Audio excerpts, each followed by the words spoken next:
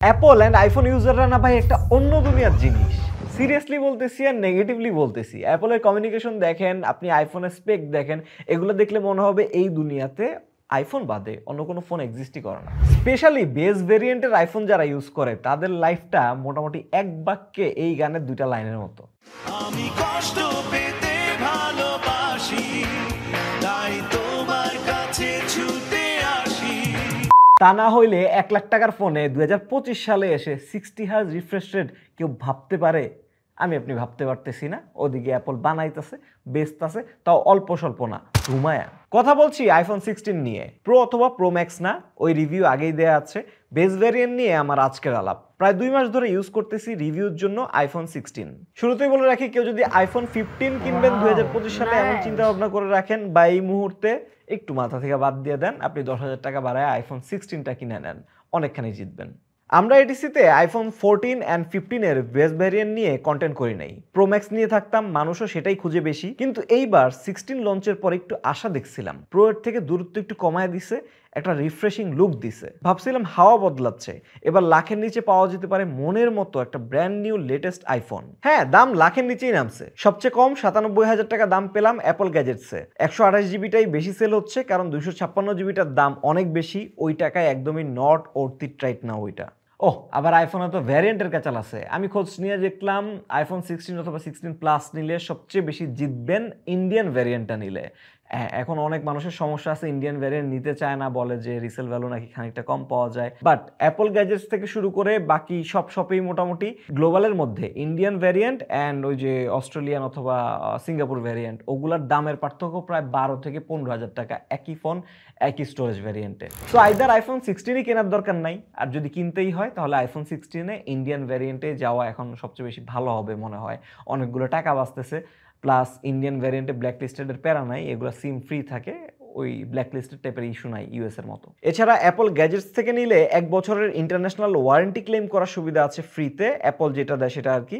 তাছাড়া ওদের same day delivery, online offline EMI সুবিধা তো আছেই। ওরা জানাইলো আপনার ঘরে ডেলিভারি ম্যান আসবে ফোন নিয়ে অ্যান্ড পজ মেশিন নিয়ে, আপনি ক্রেডিট কার্ড দিয়ে পাঞ্চ করবেন, ইএমআই এখানে হয়ে যাবো। ভাই ভিআইপি ব্যাপার স্যাপার।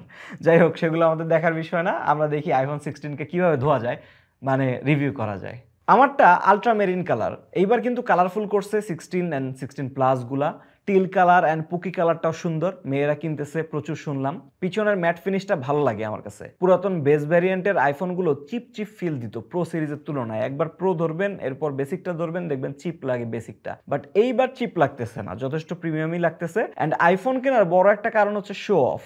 আগেরগুলো দিয়ে শো অফ করা একটু কষ্ট হয়ে যেত, কারণ 11 থেকে 15 প্রায় দেখতে একই রকম ছিল ক্যামেরা লেন্সের শেপের কারণে আর কি। এইবার ভার্টিক্যাল হয়ে গেছে ক্যামেরা লেন্সগুলো, অ্যান্ড এই জন্য অন্যরা এক দেখাতেই বুঝে যায় ভাইয়া এটা লেটেস্ট। 16 অ্যান্ড 16 প্লাসে কিন্তু এখনো অ্যালুমিনিয়াম ফ্রেম, টাইটানিয়াম কিন্তু শুধু প্রোতে ব্যবহার করা হয়। অ্যাপল প্রতিভা সিরামিক শিল্ড, ড্রপ রেজিস্ট্যান্সি এত পার্সেন্ট বাড়ছে, এত হয়েছে, হ্যান হয়েছে, তেন হয়েছে, এগুলো বলে। এরপর দেখা যায় কোথাকার কোন এটিসির সিনেমাটোগ্রাফার মোরসালিন বক্স থেকে বের করতে যায় ভাঙ্গা ফেলে। ওয়েল, এটাও পড়ছিল। এবার চায়না থেকে ল্যান্ড করে টারম্যাকে যখন দাঁড়াচ্ছিলাম, একটা ছবি তুলতে দিয়েছিলাম বড় ভাইরে, স্লিপ খায়া পইরা 2টা পিং পং ড্রপ খাইছে আমার আইফোন 16টা। না, এইবারও আইফোন ভাঙ্গা ফেলে নাই এটিসি, শুধু 2-3টা ডেন্ট খাইছে আর কি কোনায়।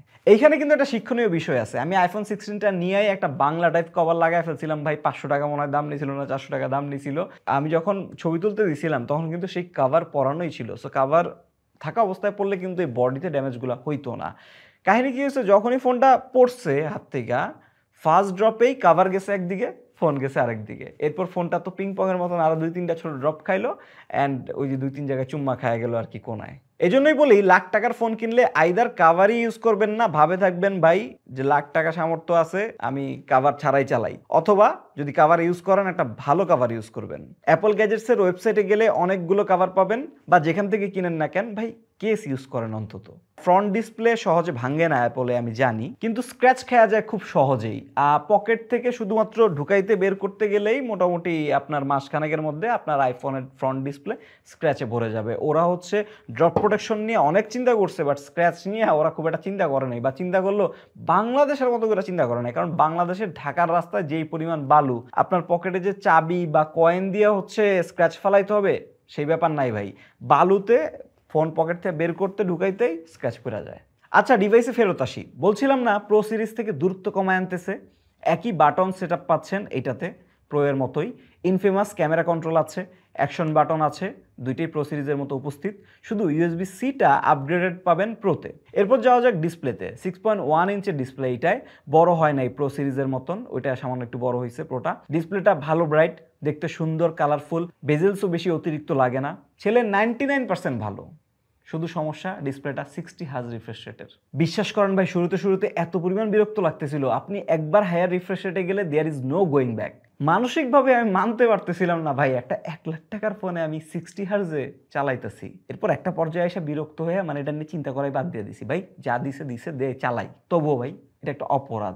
25 সাল, 1 লাখ টাকা, 60 হার্জ, এই তিনটা জিনিস এক বাক্যে কোনোভাবেই যায় না ভাই। তার উপর 16 and 16 প্লাসে কিন্তু অলওয়েজ অন ডিসপ্লে নাই, ওইটা শুধুমাত্র প্রো অনলি ফিচার, শুধুমাত্র প্রো অ্যান্ড প্রো ম্যাক্সে পাবেন। বলছিলাম না অ্যাপল, আইফোন সব অন্য দুনিয়ার জিনিস। তবুও মানুষ কিনবে, খুশি খুশি মানিয়েও নিবে, cause everything works so smooth and people doesn't care.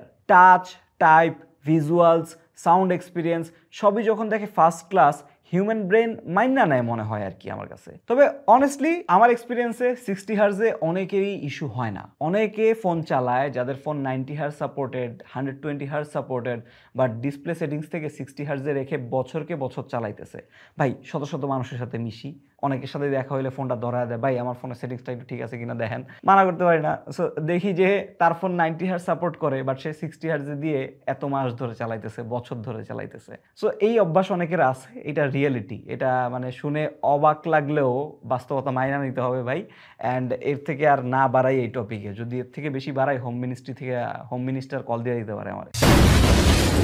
Battery life একটা ইম্পর্টেন্ট জিনিস আইফোনে। অনেকেই ভাবে যে বেস ভ্যারিয়েন্টগুলো খুবই বাজে ব্যাকআপ দেয়, না এমন কেস এইবার না, একটু যাতে আসছে সত্যি বললে।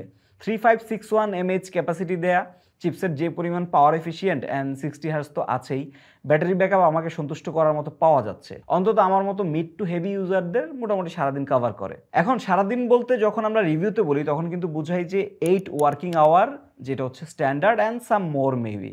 আপনি যদি স্ট্রিক্টলি এসওটির কথা বলেন স্ক্রিন অন টাইম, তাহলে এইটা 6 থেকে 6.5 ঘন্টার মতন স্ক্রিন অন টাইম আমরা নিয়মিত দিতেছিল। ফুল চার্জ দিয়ে বের হয়েছি, অর্ধবেলায় আইসাই যে আবার চার্জে লাগান লাগতেছে, অমন সিচুয়েশনে এইটা যায় নাই actually. But on the other hand, আপনার যদি বেশিরভাগ আউটডোর টাইম থাকে অ্যান্ড আউটডোরে আপনি ডিসপ্লের ব্রাইটনেস খুব বাড়ায় ইউজ করতেছেন, তারপরে মোবাইল ডাটা অন রাখতেছেন, তারপর কিছু ক্যামেরা ইউজ করতেছেন, অ্যান্ড পাশাপাশি যদি একটু গেমিং শুরু হয়ে যায়, অ্যাড হয়ে যায়, তাইলে আপনার মোটামুটি একটা পাওয়ার ব্যাংক লাগতে পারে সাথে।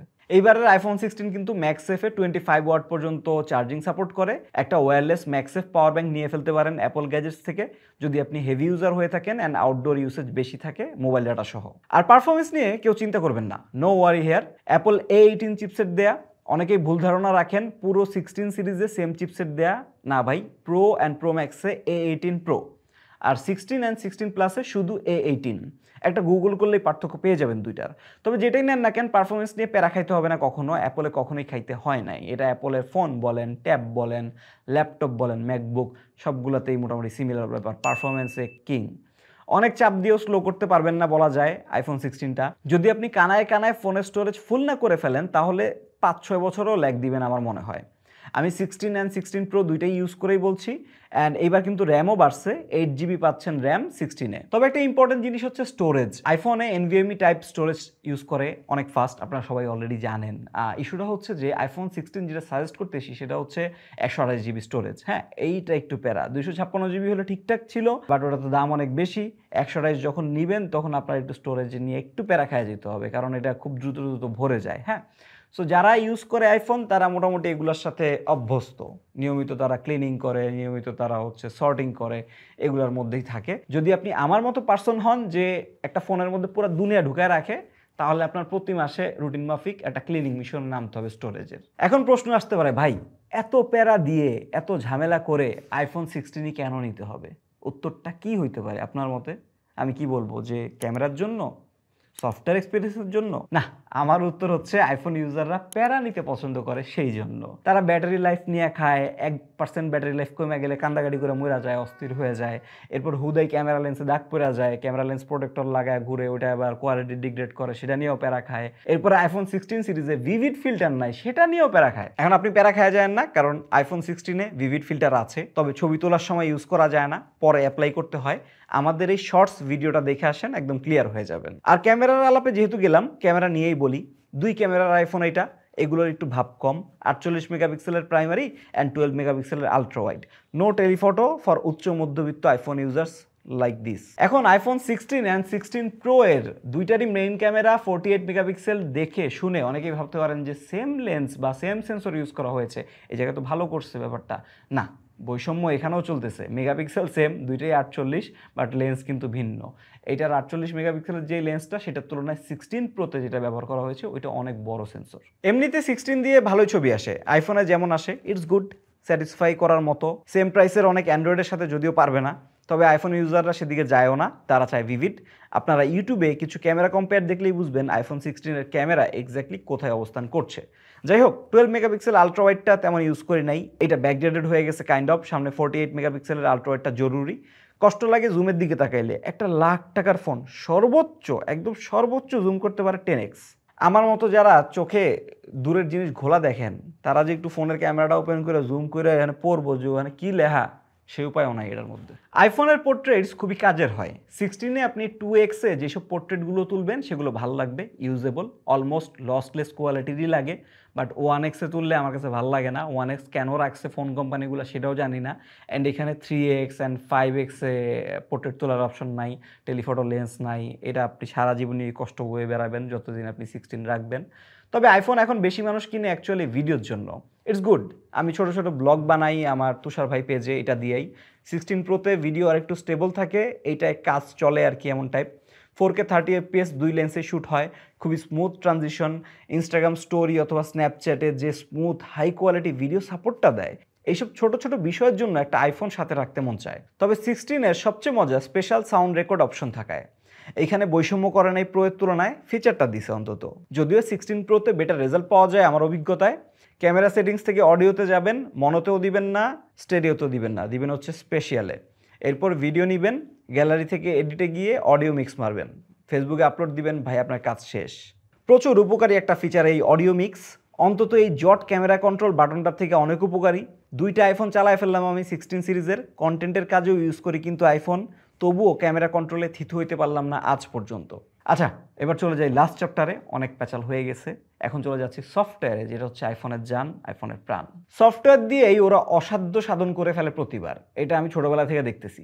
iOS 18.3 চলতেছে এখন, অন্তত 2030 সাল পর্যন্ত আপনি আপডেট পাবেন আপনার আইফোনে, আশা রাখা যায়। এছাড়াও অনেকগুলো এআই ফিচার আছে, রাইটিংয়ের জন্য কিছু আছে, গ্যালারি রিলেটেড কিছু আছে, সার্কেল টু সার্চের মতো একটা অপশনও আছে এখানে। আমি ইউজ করি নাই তেমন, আপনি ইউজ করতে চাইলে ইউটিউবে সার্চ করে ডেডিকেটেড ভিডিও দেখে নিতে পারেন একটা। আমার সারমর্ম হচ্ছে অ্যাপল ইন্টেলিজেন্সের এখনও অনেক দূর যাওয়া বাকি। এখন এই ভিডিও দেখা শেষে আপনার অনুভূতি কি? কিনবেন আইফোন 16, নাকি আমার মতো মানি ব্যাগে 200 টাকা নিয়ে ভিডিও দেখতে বসছেন? যেটাই হোক, আইফোন 16 সেল হবে প্রচুর। বেশিরভাগই ফার্স্ট টাইম আইফোনে যাচ্ছে এমন মানুষ বেশি কিনে এই বেস ভ্যারিয়েন্টগুলা। অ্যান্ড আইফোনের পারসেপশনে, আইফোনের লজিকে এইটা গুড ডিল। স্পেশালি আইফোন 15-এর তুলনায় যথেষ্ট পরিমাণ ভালো ডিল এখন রাইট নাও 96-97 হাজার টাকায় যেটা পাওয়া যাচ্ছে আর কি। তবে আমাকে যদি অপশন দেওয়া হতো যে তুমি 16 নিবা নাকি একটু কষ্ট করে কিছুদিন অপেক্ষা করে 16 প্রো নিবা, আমি ডেফিনেটলি 16 প্রো এর দিকে যেতাম। বাট যদি একদমই অপশন না থাকে যে টাইনা টুইনা 1 লাখ পর্যন্ত আসছি ভাই, হ্যাঁ 16 ইজ গুড ফর ইউ যদি আইফোনে থাকতে চান। তবে আপনি যদি ওপেন মাইন্ডেড থাকেন তাহলে কিন্তু অনেক বেটার অপশন আছে আপনার জন্য অ্যান্ড্রয়েড ওয়ার্ল্ডে।